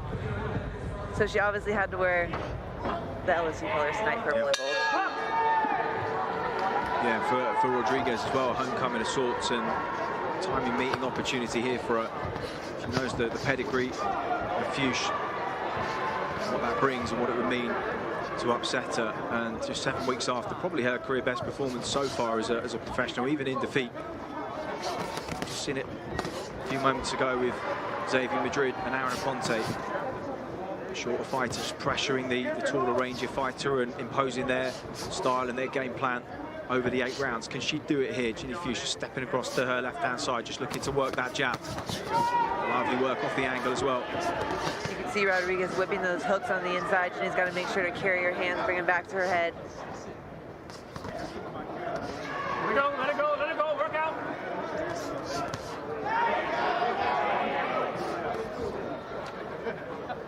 Said she wants to face the best between 112 and 118 pounds. Mentioned Marlon Esparza, of course. There's Maria Bautista, who's got the WBA title. Aurelien Machino, the IBF, of course, the Superfly. Ashley Macias from Mexico, the WBC, and then up at 118 if she gets that far. She has the frame for it too, to move up and fight some of the bigger girls. Of course, Nina Hughes, who beat Jamie Mitchell at the end of last year. Yeah, absolutely, and she knows that too. She says that when she goes in and puts her name in for a fight. She's like, I can fight anywhere between 112 and 125 even. And she's a bigger person in the ring tonight, but she actually only weighed in at 113 and a half. So yep. she was under the weight limit, the contracted weight limit, which was 115. So she's just in such good shape. You know, she's been training, staying ready since the fight, me versus Baumgartner and Clarissa Shields versus Savannah Marshall back in London. She fought in the undercard for that, and she's been staying in shape, staying ready, just hoping to get an opportunity, but it's been a long time. So yeah. I can tell you one thing, it's 8 rounds tonight, and she's definitely not going to be gassing out. This right hand just as Fuchs just stepped off there on the inside. And well, congratulations on your most recent win against Lucy Wilder at 135. Are we going to be staying there? You know, 135 wasn't too much of a difference when it comes to my weight cut from 130. You know, I was still cutting a lot. I thought, okay, moving up to 135, I'm going to focus on eating more protein and putting on a little bit more muscle mass and the strength training. And I did that, and so it really made 135 just... You feel good? Just as strenuous as a cut. It was still a very big cut for me. So I actually think my best weight is going to be at 140. You know, I want the big fights right now. I am #1 contender for Katie Taylor, but it looks like she has a rematch clause with Chantel Cameron as well as with Samantha Serrano now. So I don't know where that leaves me. I'm sort of waiting to see where things play out, but I want to go up to 140 and challenge myself against Chantel Cameron. You know, that's a big fight for me also, and I think there's a lot of big fights for me, and they're all up. None of them are really down. Well, some great fights for you. Just got to let the division play out. And I know it's frustrating to wait, especially when the fight with Baumgartner was so close. Nothing in it really. But that is boxing, unfortunately, the politics. And while we've been talking, just notice a cut just over the eye of Ginny Fuchs there. Just caught something on an angle, perhaps. And we'll see how that develops as the fight goes on. Into the third we go. Under some pressure early from Rodriguez. As we expected, she might be early in the contest. If that cut is on the same eye as the slight cut she got in her last fight, it could just be reopening, because she did have a slight break, not from the fight, I'm sorry, it was from a sparring session not too long ago, so it could have just broken open a little bit. Hopefully not too much. But that's what you get with a fighter like Rodriguez, who's just swinging with those big hooks on the inside. We'll try and get a look at that in between rounds, I'm hearing, so we'll try and see what it was that caused that cut. You see the blood just trickling down the outside of the eye, so nothing too problematic for her so far. Nice right hand landed from Rodriguez, and I dare say she looks sharper than she did 7 weeks ago against Yoshida, and she too looked in brilliant condition at the weigh-in yesterday. Yeah, she's putting the pressure on Ginny. You know, she has nothing to lose at this point. You know, not the best record, and so at this point she's getting an opportunity again, and she wants to show that she's still in the game and she's still got it. She continue to get fights and continue to probably work her way up to, you know, a world title challenge, which is what I'm sure she's hoping for. I really want to see Ginny right now. She has a great jab, she always has, and I really want to see her start investing in the body. You know, sometimes girls like this can take headshots all day. She keeps coming back. You know, anything Ginny lands, Rodriguez is coming back with 2 or 3 more. So Ginny needs to slow her down by finishing her combinations to the body. It can be awkward too when fighters are so much shorter than you, and they're staying low. Punching down is not the most comfortable thing either. Oh no, I'm used to that. Yeah. I'm used to that. I have to deal with that all the time. You are a taller fighter, yeah. As she goes to the corner, we'll try and get a look at what caused that cut in the previous round, but it is a little open here. We think it might have been a clash of heads.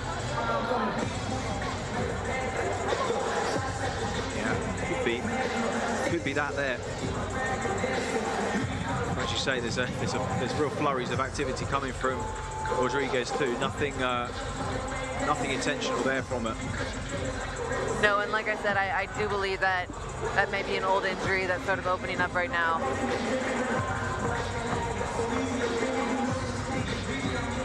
But she's got a good cut in her corner. She'll be okay. Hope it doesn't bleed into her eye.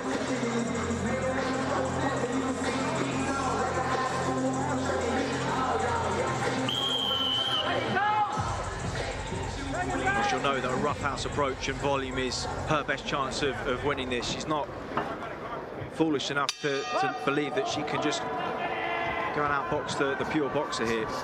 Rodriguez has made a decent start, had enough success to believe that she can stay in this fight as we head into round number 4.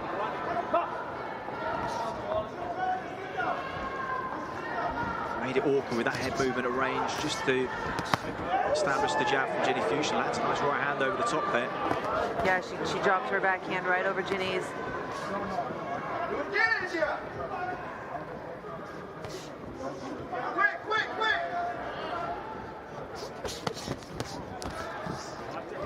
Fuchs just having a little bit of success just on that little layback and then counter, taking the space away from Rodriguez. Seems to have more success when she lets her come, makes her fall short, and then comes back with her when she's leading off. That's a nice jab. Yeah, I think that Ginny's used to letting her opponents come to her. She's a boxer first. But at moments like this, when she goes at Rodriguez tends to pull straight back.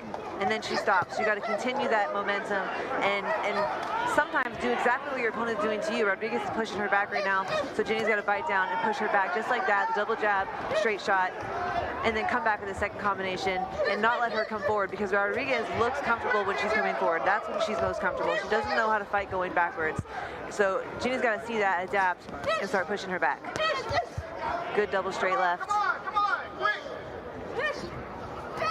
Rodriguez just looking a little laboured for the first time in the contest. Just a little bit, the snap has gone out of her shots, and he's just stepping around her now, just looking for the left hand off that jab. And another. Yeah, Rodriguez's work rate has been really high the first 4 rounds, so if she doesn't keep that up, this is where Ginny's experience is going to kick in. She's going to start getting her timing together and hopefully take over the next half of the fight. Of course, it will be new territory for her as well. First 8-rounder, if it goes that far. Take a look at that cut. She heads back to the corner, running down the outside of the eye, a little bit into the corner.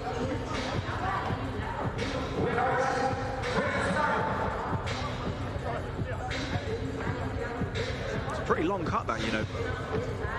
Again, just caught the right hand over the top. A couple of punches landed on that in the last round. But it's messy stuff from Rodriguez. Punches coming from all angles in 4s and 5s, not making it easy for Fuchs to establish the range and dictate long as she will want to. Of course, she wouldn't have wanted an easy fight tonight. No, and these are the type of fights that she's going to need because she's on the fast track and she does want to move her way up quickly in the rings and get a world title shot. She doesn't need easy fights, and I know we all want stoppages, but she needs to get the rounds in if she wants to move up fast. So because the reality is there is pressure at 35, as much as she's in great shape and she hasn't got loads of miles on the clock. There comes a point where you have to say, well, we need to get a move on here. We need to get the fights in because you don't want to let your prime years pass you by. Exactly. You know, I've been pro now for 7 years, and I'm just now getting to the biggest fights that I have. So it does take time because female boxing is still on the rise. She can be on the fast track a little more. But yeah, just need to get these rounds in and work on making that transition from the amateur style into the pro style because it is very different and there's a lot of adjustments that you have to make. Lands a nice left hand. I think the mouth guard of Rodriguez has just come out there. No, it might be Fuchs' mouth guard on the floor, something. I was talking to Christina and she told me that Rodriguez does lead with her right hand a lot in the fight, and she's catching Ginny a lot with that straight right hand in this round. There's another one right there.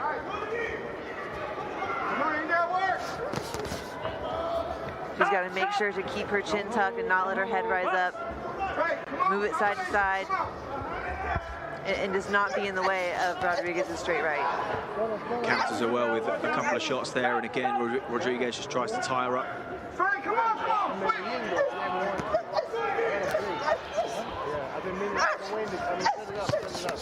Nice work off the angle there from Fuchs.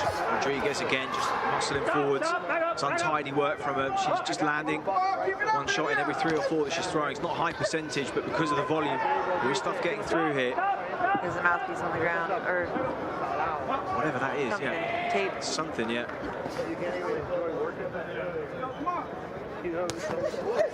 Good straight left from Ginny.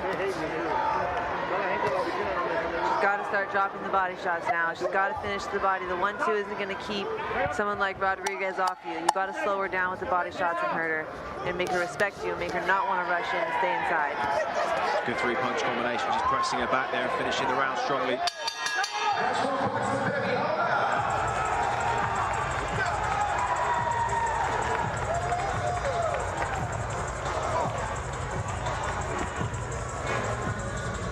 I spoke to Gemma Ruegg about Ginny Fuchs. She's been in with the who's who of British boxing. She said highly rates young Shannon Ryan, who we saw in action, beat the European champion Martina Benele last weekend after I think just 6 or 7 fights. But she said the other standout on the list was Ginny. She said so slick, timing, balance, everything that you see in those first couple of fights and in the amateurs too. And she's looked faultless so far. But this is by far the toughest opponent she's had. Not having it all her own way here, but these are the kind of things you need to work through as a pro. The cut as well, those little bits of adversity. She'll know she's in a fight here for the first time in her pro career. Definitely, and this is, I think, you know, another competitive division in women's boxing. I think that, you know, 135, 140 is very competitive, but the next best thing is, you know, down here at this weight at 115 to 120, so there's a lot of big fights for her, and I think she'd make an entertaining competitive fight against a lot of these top girls. Marlon Esparza really is the one, isn't it, with the history that they have in the amateurs, the number of times they fought. She didn't get the decision on a number of occasions where she probably should have. She got it when it mattered in the Olympic trials and some of the more crucial contests, but seeing how far Esparza's gone now, her world championship status, that will be the one that really she wants. If she could tick off anyone, I guess. Yeah, I think that's a great fight for women's boxing because what's been really working for us are these rivalries, right? And I think that's a great rivalry. They had a lot of, I think they fought 6 times in the amateurs.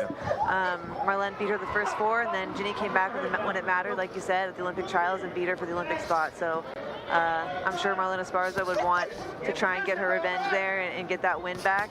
And I know Ginny would love that fight as well. Just trying to counter her with the left and then the check right hook as Rodriguez stepped in minutes ago in round number 6. Again, Rodriguez just leading with that right hand to the body.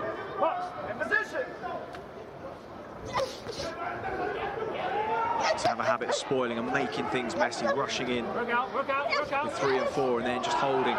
Fuchs there lands a nice straight shot, follows it up well, just leaning back out the way of that swinging right hand counter. Good little spell this from Fuchs, and again they tie up with 30 seconds to go in round number 6. And that's where the head clash can be dangerous, when both throw at the same time, step in behind their punches too. Especially with an orthodox and a southpaw. Fuchs starting to land those cleaner straight shots. The quality work has come from her throughout the contest, but it is the work rate from Rodriguez that's just keeping her live in the fight. Again, just winging away, cuffing shots, but the volume is there. And again, she holds a little bit messy, a little bit of a spoiler. Not making things easy for Fuchs at all, working hard. I've dealt with that cut pretty well.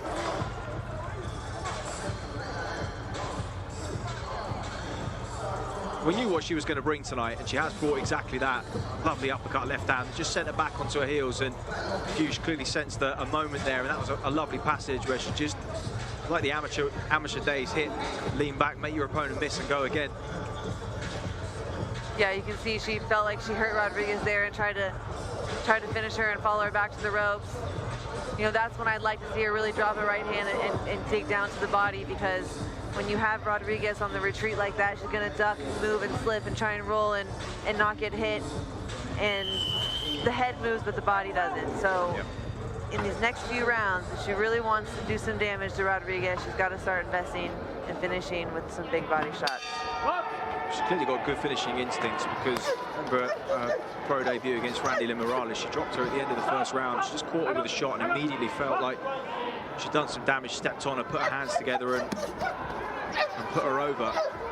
See, she felt the same at the end of the last round as we start the 7th. Rodriguez again, just rushing in, letting the hands go. I expected Rodriguez to come out tough tonight, but I also expected her maybe to die down a little bit. Yeah, she hasn't, has she? You know, this is an 8-round fight against someone with Ginny's pedigree, an Olympian with plenty of experience, and I expect her to sort of die down, but you can just tell she's really hungry and not giving up. The benefit of activity, of course, isn't it? Having that fight with Yoshida 7 weeks ago, staying fit, you can see from the condition of her yesterday, she's clearly been training, and activity is absolutely crucial. She wasted no time getting going. Knew this was her big opportunity that came out of the blue, she said. Wasn't expecting to be against a name like Fuchs and at home as well.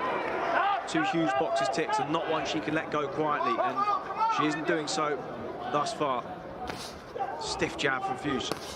And a hook there. The legs just get tangled.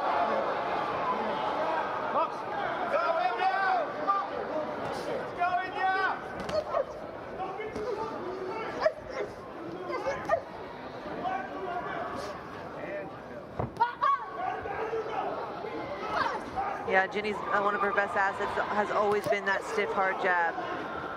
It's really hard to get through. She has a good timing and good spacing with it. But Rodriguez is coming over it. She's coming over that jab, and she's coming over Ginny's straight left with her shots.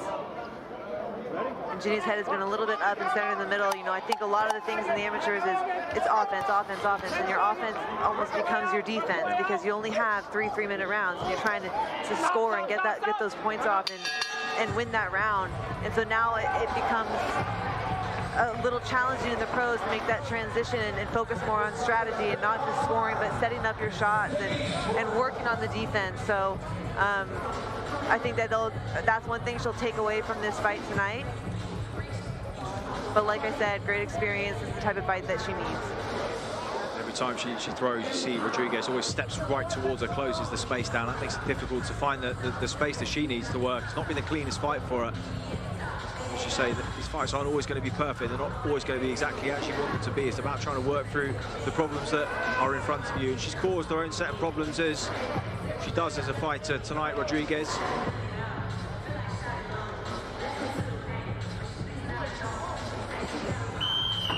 Ladies and gentlemen, this is the 8th and final round. Done a good job keeping that cut clean and keeping the blood at bay. And Jenny Fuchs enters the 8th round for the first time as a professional. And again, just that messiness. Rodriguez bustling in, holding, lands a right hand, and again, just tries to work away on the inside. Really, really wants to make something of this final round.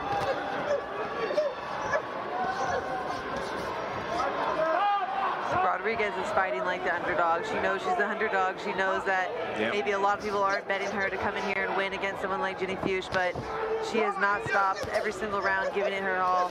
Boxing's track record, you can't leave it to the judges, you can't leave it to anybody to interpret what you mean to do. You have to go out and do it, and she has given it absolutely everything. It's not been the highest quality of work, but the volume, the busyness, the conditioning she showed. She looked like she may go a little flat in round 5 or 6, but she's put her foot down again, kept the pressure on, made things awkward for Jenny Fuchs. Again, just lands a short uppercut with the right hand on the inside, looking to land that long left hand, lands the right hand off it. And when they've been at this kind of range, it's been Fuchs' fight, but again, it's been difficult closing that space all night long. Jenny's having more success when she leads with her backhand and lets that long straight left time her and catch Rodriguez before she closes that space with multiple shots and combinations. It seems like when she uses her jab, Rodriguez will try and time her and come over the top.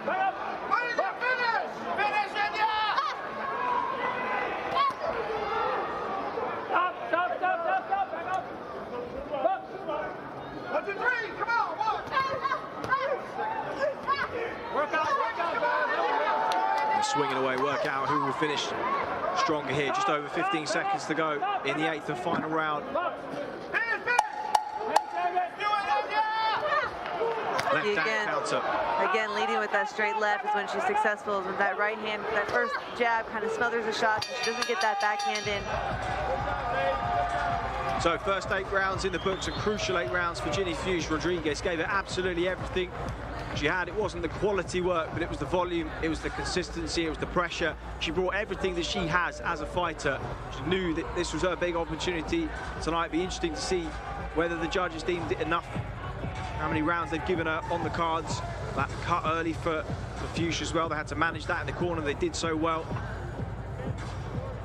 And in hindsight, Michaela, the kind of fight that she probably needed on this fast-track journey that you mentioned, if she's going to get in with those world champions in the next year or 18 months, she's going to need to have 3 or 4 of these kind of fights.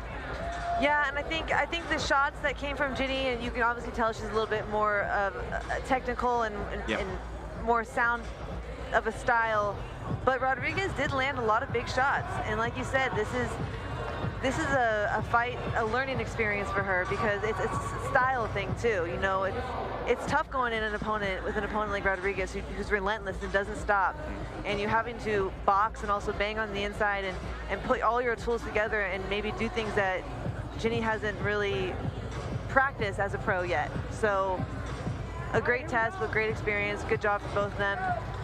We'll see how the judges saw it. So our third contest here on Before the Bell, done and dusted. Wins for Christette Bazaldua and Xavier Madrid in our second contest. Who will be victorious here on the third and final fight? David Diamante has the scorecards. Let's head to him.